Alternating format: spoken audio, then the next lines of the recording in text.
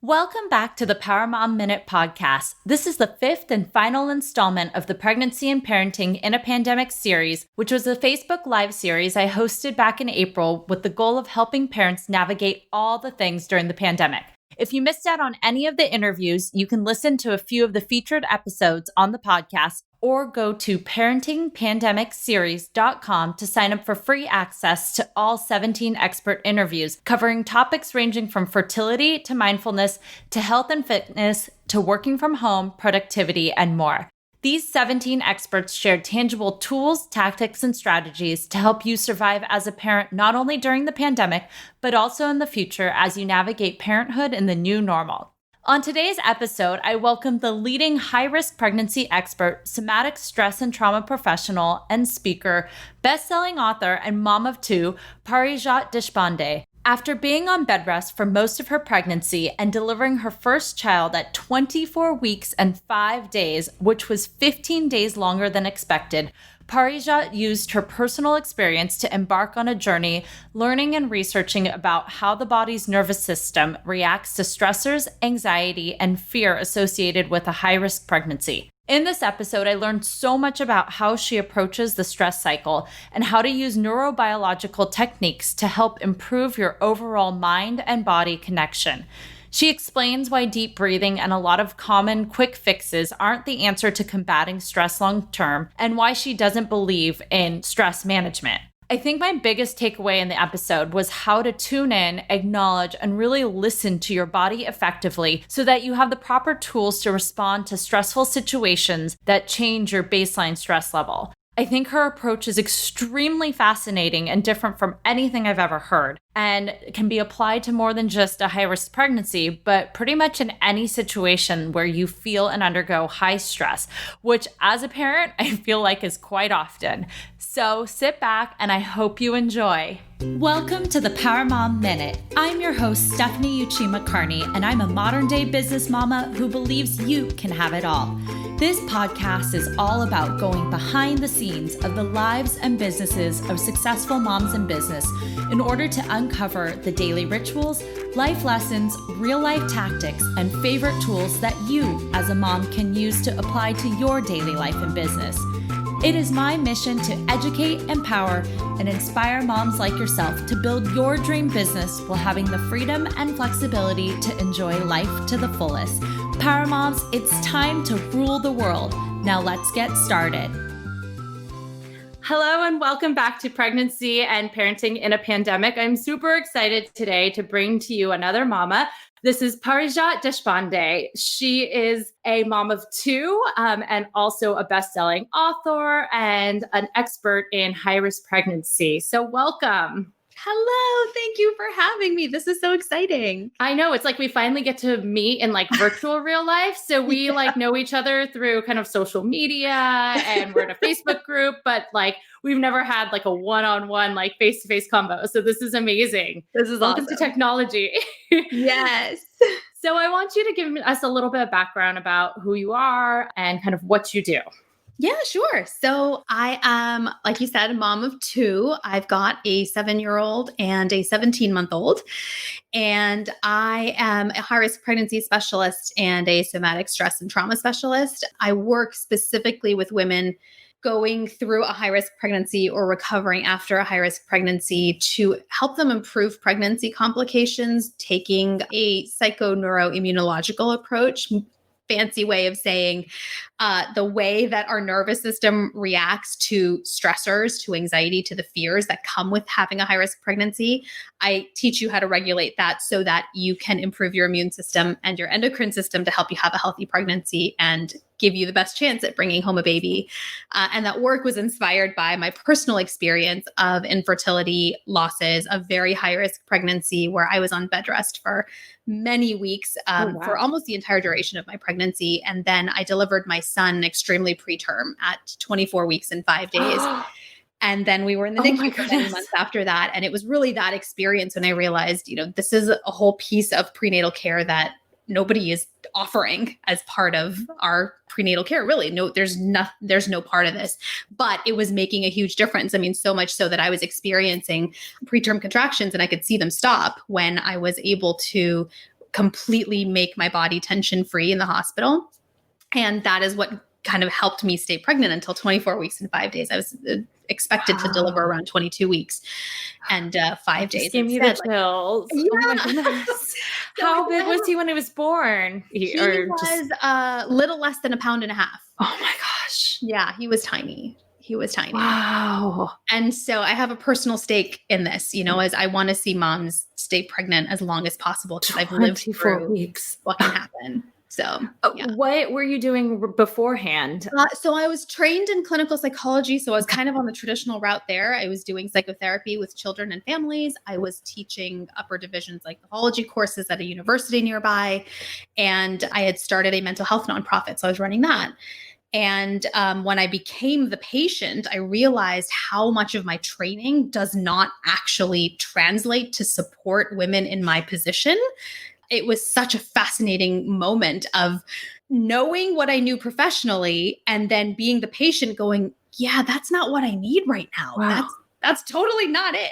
So after my son came home and, we were actually on lockdown for 2.5 years. So this is actually kind of a familiar lifestyle for us.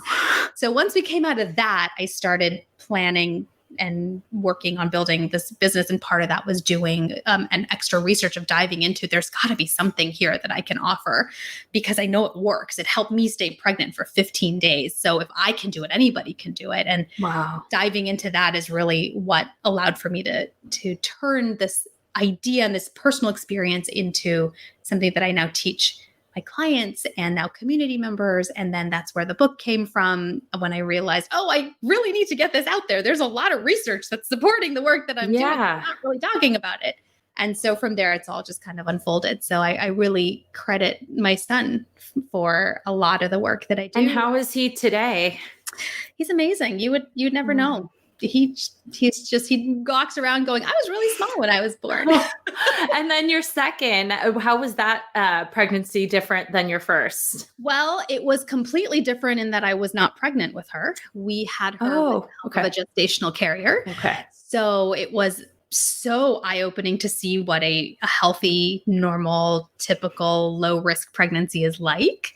And then to experience it from the outside and then to meet our daughter the day that she was born. But even so, as a mom, I feel like there's still so much stress involved with, even if you're not the one carrying it, just you're already feel like you're the mom of that baby, taking care of even the, the carrier and all of that. And so managing your own stress so that you also are being a good mom to your first. Totally. Wow. Yeah. I had no idea you went through all of that. My goodness. So I get it's kind of ironic. So I didn't realize it was National Infertility Awareness Week. And yesterday I interviewed a fertility expert in acupuncture and Chinese medicine. And then today I have you and tomorrow I have 2 more. And I'm like, this was just it wasn't planned. It literally was I was just like, let's find some awesome people that can help women on pregnancy and how to manage stress and how to deal with, should you be trying to have a baby right now? How do you go about fertility treatments? Just everything. And it happened to line up. So I'm super excited you're here today because you can cover a lot of that stress during pregnancy, especially if you went through infertility, especially if, you've been even not going through infertility, but high risk for something else. And you're in this environment where your doctor's not easily on hand and you have all this other things oh my gosh, I can't get sick because what if? Yeah. So how do you even go about managing all this stress? Yeah, I will tell you what I say all the time, which is you don't. I think stress management is a terrible name for it. It's a terrible word. It implies that you have to control all the things and that when these things out around us are all in better shape, then we'll feel better. I think it's a really disempowering approach to it. And I think, and it's physiologically incorrect. And so what I like to say is how can we release the stress, right? We are in a pandemic where we don't know what's going to happen. Things are changing almost daily, depending on where you are. It sometimes multiple times a day they're changing. And it's actually very reminiscent of having a high risk pregnancy where you're in such a dynamic situation. The stakes are really high. You don't know what's going to happen. And yet you want to do everything you can to make sure everybody survives and Right. makes it out of this, right? And so it's not about managing the stressors. It is about taking it in, going, okay, this is a really hard time. I'm going to acknowledge what's happening to my body right now. I'm breathing shallow. My shoulders are really tight. My back is really achy. My stomach hurts. I'm having migraines all the time. Whatever it might be. First, we've got to acknowledge it and notice it, right? And that's, I think, the hardest part, because we like to gloss over that and go, how do I just make this go away? But what is this, right? How is it showing up for you? So we've got to really go deep into our bodies. What's happening? What is my body telling me? What are these things that are changing for me? I'm not sleeping very well. I'm angry all the time. I'm crying all the time, whatever it might be.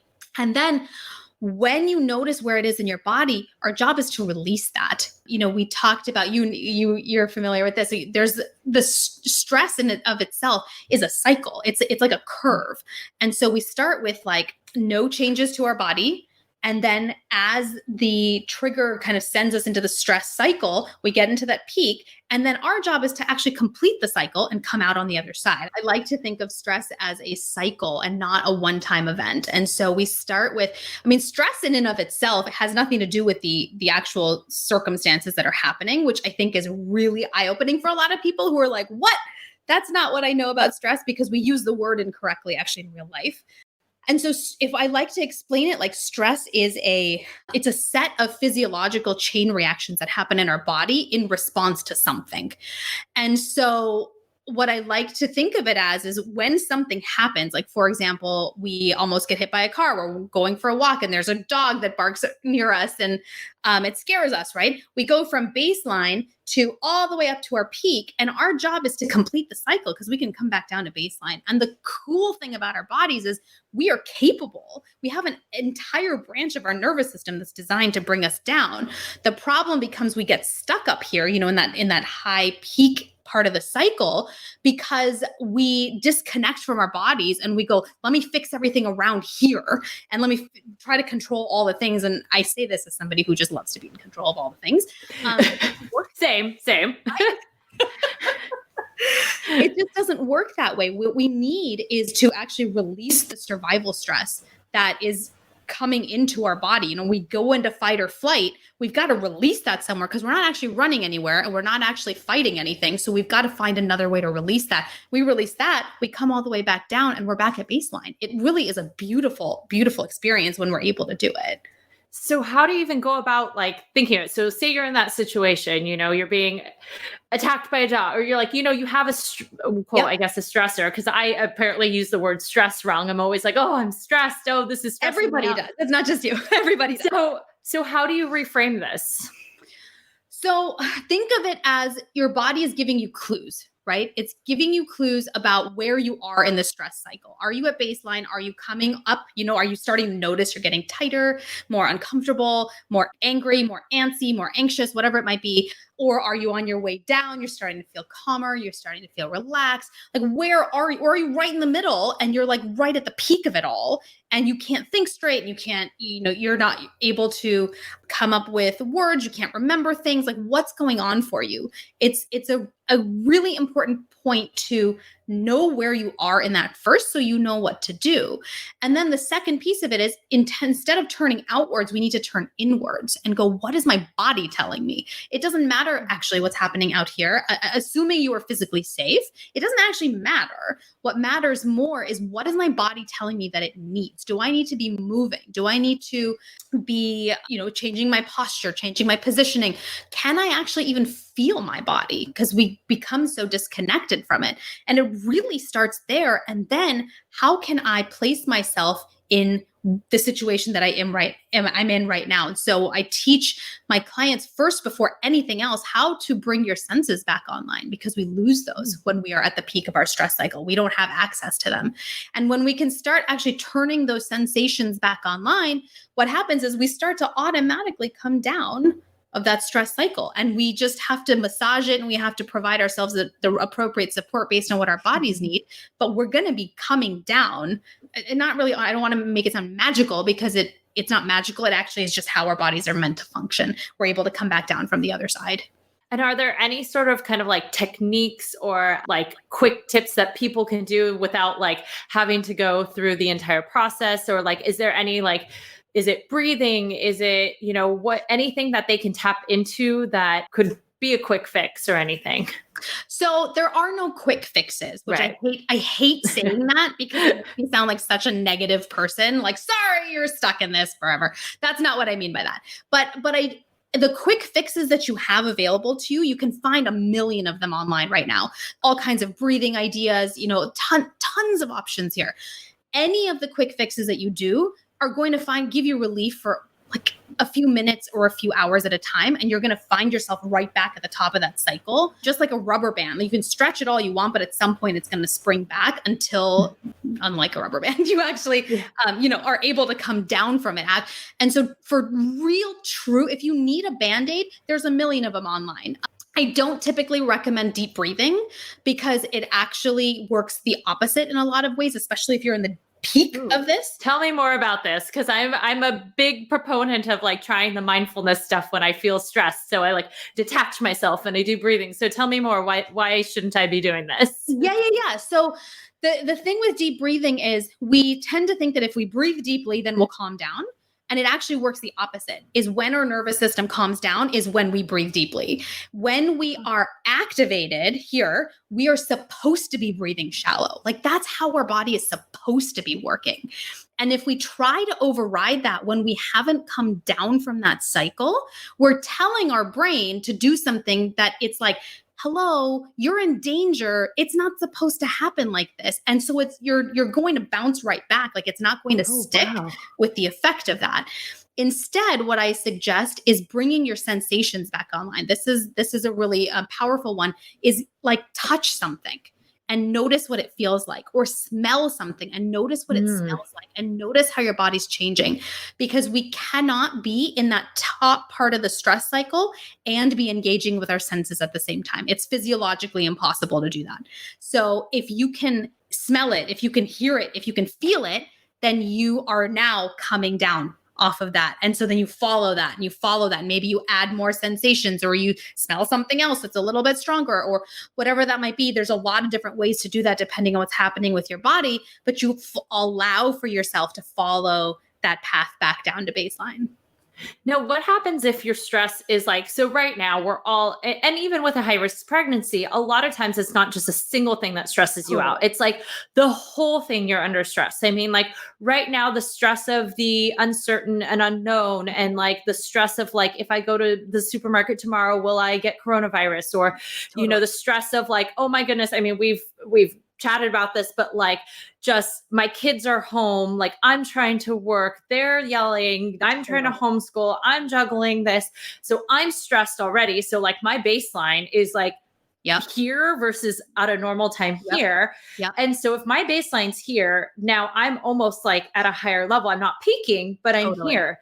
So what can we do about that if we're always living in this like constant state of stress over time, versus like if you hit a peak, then you know how to kind of get yourself back down. But what happens when you raise your baseline? Yeah, absolutely. And I think this is where we hear a lot of the conversation that I love that we're talking about this, is when we stay up high, whether it's at the peak or just higher than our usual baseline, which is, I love that you said that, because that's exactly where so many of us are living, if not all of us are living, just at an elevated baseline. If we are not able to bring ourselves back down, we become frozen in that state. And that's what we talk about when we're saying there's a collective trauma that's happening, is that then our nervous system gets frozen there. And so that's why it is so important right now that even if baseline is a little or a lot higher than usual, we want to keep it fluctuating, because that flexibility in our nervous system is going to protect us from this becoming and developing into trauma if we don't have it already, if we're not living with a traumatized nervous system already. So creating that flexibility, doing everything you can, that as soon as you recognize, oh, this is higher than my normal, you come back down, even if it's a little bit. And then you probably will pop right back up, and then you come back down, and then you will go back up, and then you come back down. And you keeping that movement is what's going to allow for our nervous system to be protected from developing into a traumatized nervous system after all this is over. Are there any routines that, or like rituals or different things you're implementing right now that you may not have done before? Or is there anything that, like, because of this pandemic, that you are doing in your daily life to help kind of reduce that baseline? So, or is there anything you can suggest, like either you or like have helped others? Because I mean, you're really good at managing your own, but like, say for all of us out there, children. For all of us out there who don't have that trained stress muscle, if you are like myself, I know my baseline is here. I mean, I already am at that the minute I had my next baby. Totally. Like it keeps rising. And so like, I feel like I haven't dipped down. So is there anything that I like that people have changed in their routines right now when you are at an elevated stress level in general, your baseline, to help that lower fluctuation? So not just like, once you go up, let's figure out how to cut back down, but I'm here steady. Is there anything I can do to just flex it a little lower and almost go that way, like a low wave? Absolutely. Almost like preventatively before you get the exactly. It's like a preventative thing. About this. You know, I suggest turning inwards and looking at where you're holding it in your body, because before we have the thoughts, before we have the anxious thoughts, before we have the angry outbursts or whatever, you know, the overwhelming, oh my God, and then the furious to-do list writing. Yes. I know I'm not the only one that's experiencing that. Before we have any of that, our body has already gone into either a defensive posture or a posture ready to mobilize. And so I would recognize where you are, because wherever you are is going to determine what you do next. So I'll give you an example. For some people, it's just like a lot, right? You've got kids at home, partners at home, work hasn't let up, and homeschooling and worries, and there's all these things. And you might find yourself kind of sitting more like that. That's me. I get stressed. I mean, I feel tension here. Mm-hmm. I actually had my husband do one of those like hypervolt gun things to my back because I'm holding so much here. I feel like I'm always kind of slouched. Yeah. Right. And so if you're always slouched, I'm so glad that we're talking about this in such specific details. Like if you're always slouched, this is your body's way of telling you you're going into a defensive posture, right? Like imagine if any of your followers know anything about what I talk about, I usually talk about this in the example of being chased by a bear. So in this case, there's a bear, your brain has identified danger. And in our case, in reality, it's this virus and all the things that come with that, right? And the pandemic and the financial outcomes and everything that's tied to that. So there's danger right there. And your body has gone into, I need to hide. I need to, like that's how I believe I am going to survive this bear attack, is by going like this. When we have that kind of achiness back up here and you notice you're slouching a lot, I find that if you actually lean into it and you just allow yourself to go into the protective stance and stay there and notice what happens to your body, because likely what will happen is you're going to be in that position. This is what I see with my clients in both cases, right? I'll talk about the other example in a second. You lean into it as opposed to trying to fight it, right? Because we go, oh, I got to massage this. Oh, I got to stretch. I got to, undo all of that.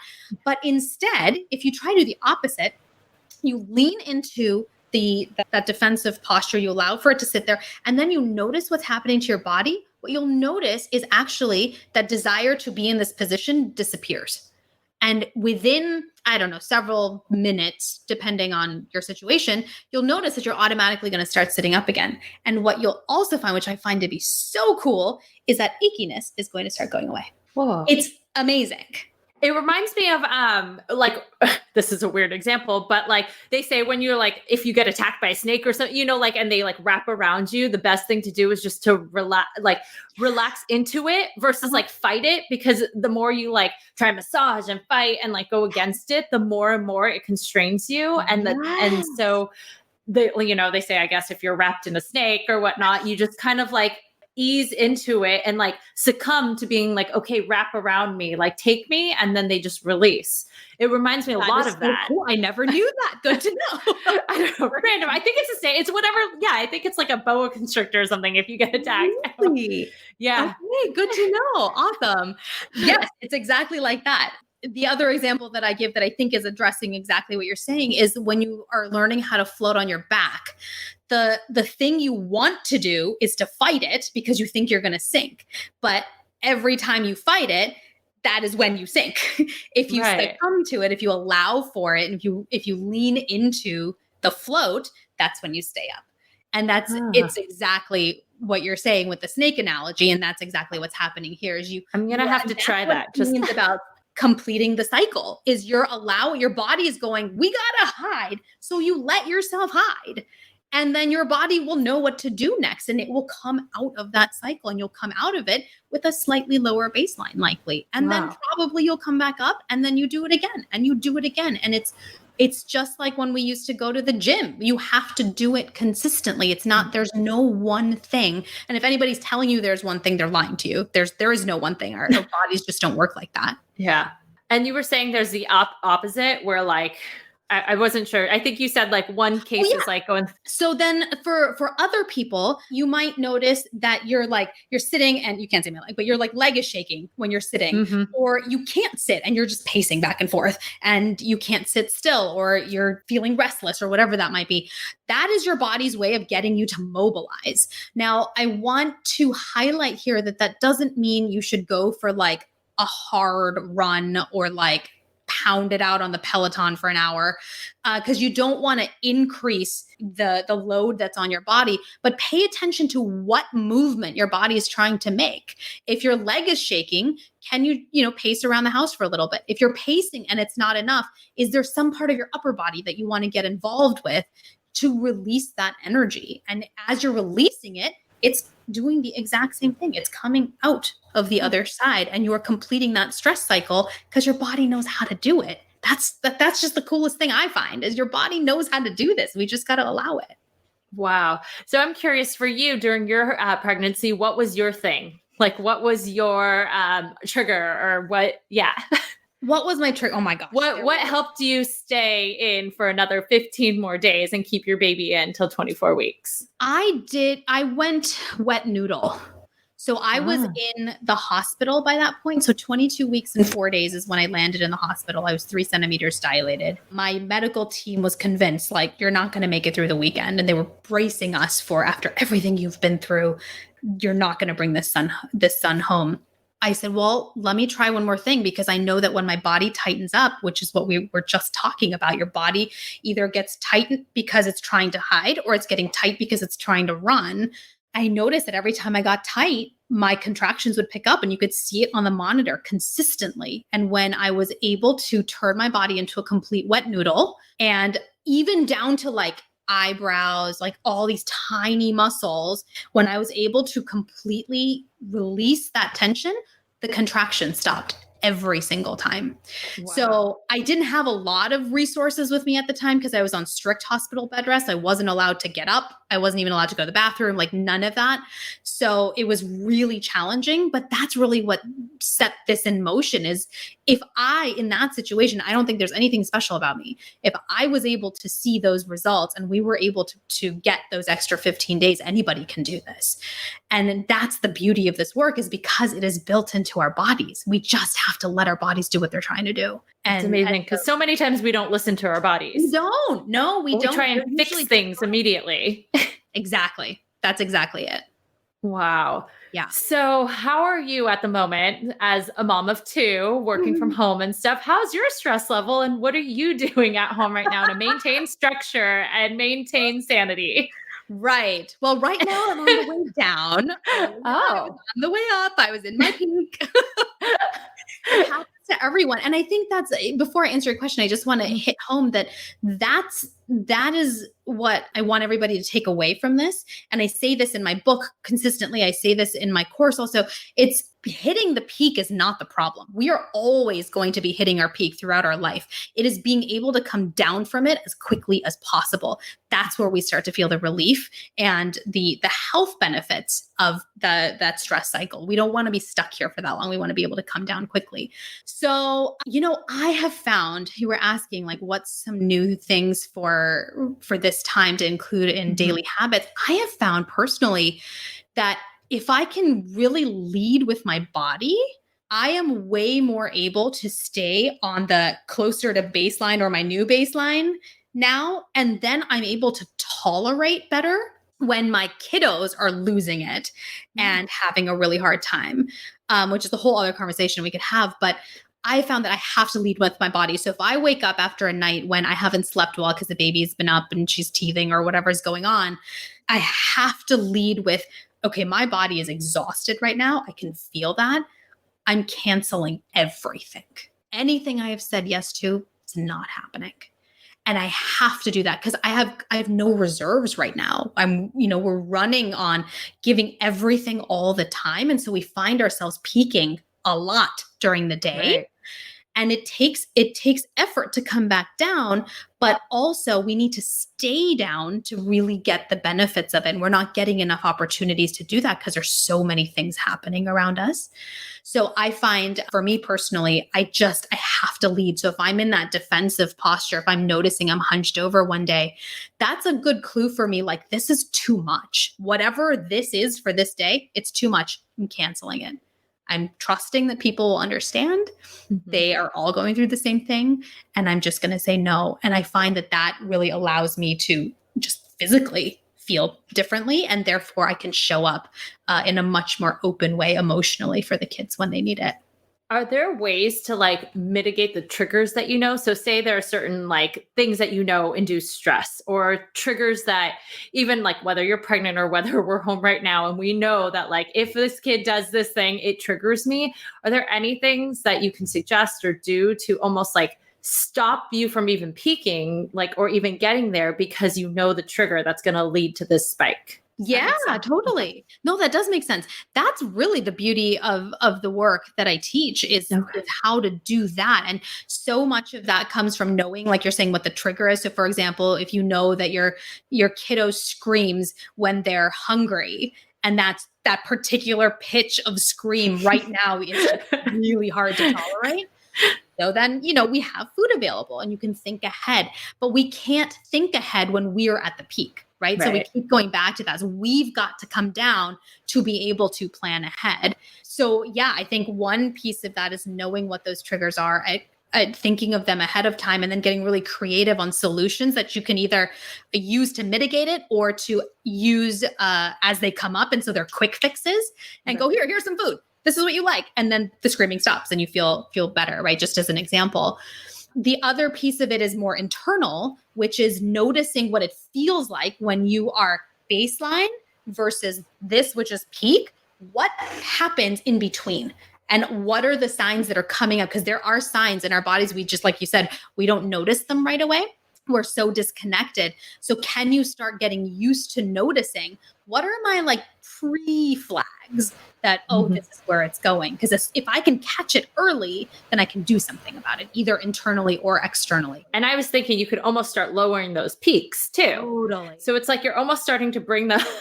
Totally. I didn't even think about that. Like I remember even before all this happened, like when I would get really stressed, I would go to see my like massage therapist, and she's like, "Oh yeah, you're holding a lot of tension here." I was like, "I know, I need to work it out," but then it never really like gets better. Like it gets better for about a few days. I'm like, "Oh, thank goodness," or like I'll sleep and say like, "Oh, I think I slept funny," but it's really where I hold my quote tension is what I thought. So if you work it out, it'll go away. But I never thought like, "Oh wait, there's more to it." Yeah. That's incredible. Yes. I'm going to have to start paying attention more to body cues. How that goes. Oh, that would be very helpful right now.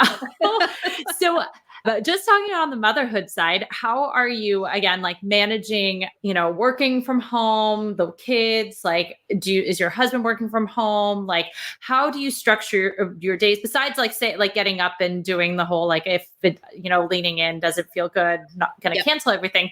Like say for right now, how are you like juggling it all? Yeah. Not great. Like, how are you getting the kids not to run behind you, or like how do you quarantine them off? Yes, actually, about up until 5 minutes before this, I was quite certain there was going to be a kiddo with me on this call.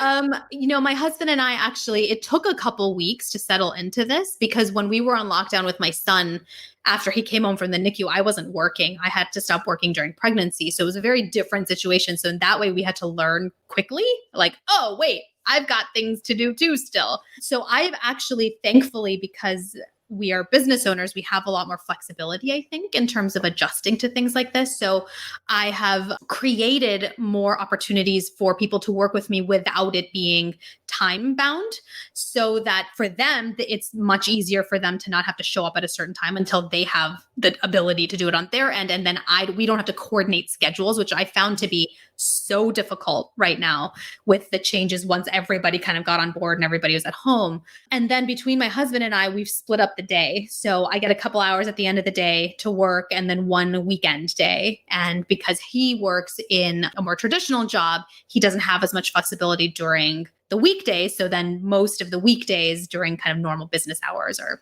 his work time while I'm watching the kids. And we are, I'll tell you what's been helping a lot is being able to inject one fun thing every single day. It's either something that's new. So I either, bring out a new toy that they haven't seen in a while, or it's doing something completely out of our normal schedule, like, doing these online virtual zoo tours or something, because my little one is old enough now to kind of recognize some animals so she can participate too. Doing something to shake up the schedule or something kind of novel to just bring us out of our day-to-day kind of drag routine. And I will say in full disclosure, it does not work as well as I'd hoped nearly most of the time. I mean, most of the time it's just I hope it works today. Also kind of telling a toddler and trying to do that. I mean, I have a 22-month-old and you can't really... No, it's good in theory, but it's good to have something to try and look forward to and say like, we're going to do this. I was going to say, on that note, I've been asking everyone this and you've kind of answered it, but I want to see if you may have a different answer, is what is your number one tip right now to parents to survive? Yeah. I think that said it all. I mean, I don't know if I'm in a place to give that tip. I'm barely hanging on myself. I think, maybe I'll just share what's helping me and maybe it'll help other people. Yeah. What's working for you? Is to have one thing that has nothing to do with family and nothing to do with business. So I have a podcast that I listen to that is pure fun. It has nothing to do with anything. It is just for me. It's nothing. Which one is it? Enjoy. Okay, it's totally nerding out here. Actually, both my husband and I are obsessed with Better Call Saul, the show, which is the prequel to Breaking Bad. And they have this podcast called the Insider Podcast, where they literally talk about the behind the scenes of making each episode. It is like the nerdiest thing ever. And it just brings me so much joy. I love it. No, that's great. So you're like, basically in a nutshell, it's self-care too, or it's like doing something for yourself, like doing something that fuels you up, that doesn't, nerding out to that. That's awesome. I mean, I jumped on the bandwagon. I watched some of the Tiger King. I do some random, things that you just need. Actually, the worst was Love is Blind. I definitely watched that. I don't know if you've seen that on Netflix. Oh, it's the trashiest thing in the world, but it's incredible. And it's one of those things where it's like one episode, then you feel like, okay, got that out of my system. Yeah, got that out of my system. So yeah, that's mommy's self-care for the day. It's a trashy show. show. Yes. So I love it. Well, thank you so much for joining today. I really appreciate the time out of your schedule and all those insights. Oh my goodness, I'm going to have to like rewatch this and dissect and also you guys read her book, Pregnancy Brain. Well, thank you so much for joining today. Thank you for having me. Bye. Bye. Thank you so much for listening to this episode of the Power Mom Minute podcast. Your support means the absolute world to me. You can find the show notes for the episode and other goodies over at powermomminute.com. And if you enjoyed this episode or have gotten value from the podcast, I'd be so grateful if you could head on over to iTunes and leave us a rating and review so that we can reach and empower more moms all over the world together. Each week, I will be reading some of those reviews on air, so stay tuned and you might just hear yours. Thank you so much again, beautiful mamas, and I'll see you here next time.